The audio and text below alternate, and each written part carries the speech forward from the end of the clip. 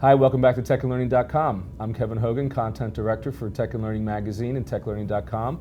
I'd like to introduce our next guest at our Tech and Learning Live event today. His name is Richard Culatta. He's the Director of Education Technology for the Department of Education and a special advisor to the Secretary, advising him on the latest and greatest in education and technology. Talk a little bit about the influence of the average teacher versus, say, the superintendent. Now, we're celebrating our 35th anniversary this year, and we've kind of watched this evolution of technology. And in years past, it seems like a lot of vendors were always kind of looking for that superintendent or that CIO when trying to convince them on the use of technology. We've been seeing now more of a groundswell from the bottom up. Can you talk to a little bit? Yeah, so it's interesting. So there's this groundswell from the bottom up, right? And lots of a lot of the products out there, their goal is like just get teachers adopted. The interesting thing though that we saw is when we have an event you're familiar with called Connected Educator Month that we do every year, right? And last year, one of the things that we were asking, we had a bunch of money that was going to start to go out to improve connectivity. Billions of dollars, $8 billion to help connect schools better. And as that was happening, we started asking teachers, what do you need in order to make sure that you are supported in using technology in effective ways? And they said over and over and over again, if you want us to be supported, if you want us to be effective, you have to get our leaders prepared and you have to get our leaders on board. And so that actually led to the creation of an initiative that we call Future Ready, pledge that we have a superintendent sign and a bunch of summits across the country.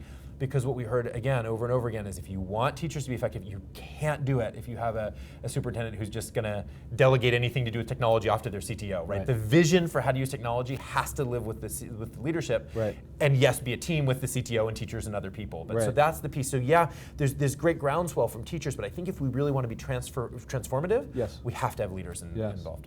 How about the horizon for next year between now and Denver? What's on your plate? Wow, lots going on. Couple things that are important things. One is we are releasing, actually we released in beta today, but we'll be accumulating stories over time, what we're calling our story machine. And it's at tech.ed.gov is the site. And what we found is that we went across the country as I've been looking at schools, there are some amazing things that are happening, but nobody knows about a lot of them, right? And there are some districts that don't have a PR person, they don't have, especially these smaller districts, and you literally, the district down the street doesn't even know what their neighbor is doing that may be incredibly innovative. And so part of what our role is going to be over the next few months, you'll see, is highlighting these districts.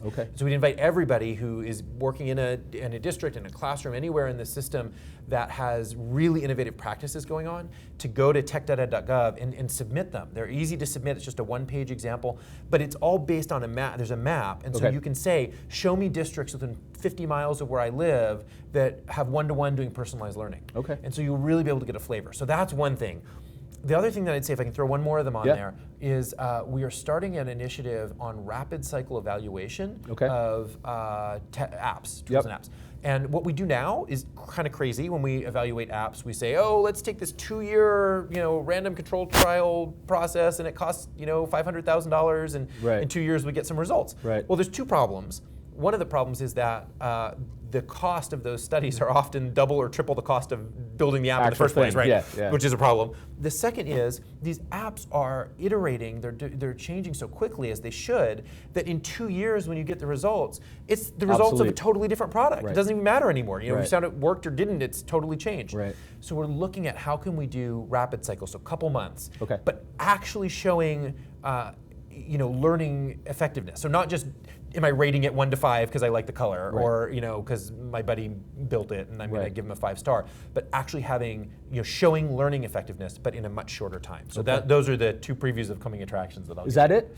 Well, I can keep going. Can I give one more? Absolutely, one more. This is a really important one. So in addition to the stories, we had a lot of leaders that said it would be helpful if we knew what the leadership competencies were of really effective leaders leading the transition to digital learning. And so we worked with a research organization to come up with a matrix, a list of research-based competencies that leaders should have if they're going to lead digital learning. And we right now are sending a film crew around the country to capture those competencies. So they're not going to be long stories, they're going to be quick, like what does it look like when the leadership team does this thing? Right. And we will have those will be coming online in September along with our National Ed Tech Plan. Oh, that's exciting as well. Yeah, That's exciting as good well. stuff coming. We'll be soaking a lot of that up as soon as you get it out. Yes. So Richard, thanks very much So for good to stopping talk by. to you. Yeah, this Thanks was for fun. doing this. Thanks again. Take care.